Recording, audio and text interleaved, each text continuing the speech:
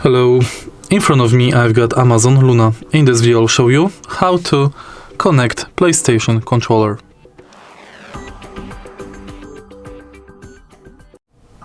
In the beginning, let's enter Amazon Luna app.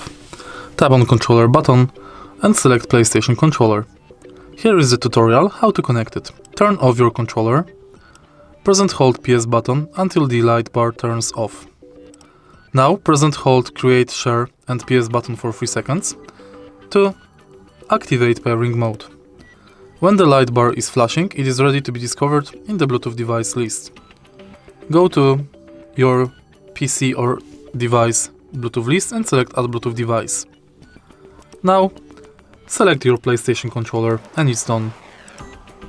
If you find this video helpful, please leave like, comment and subscribe.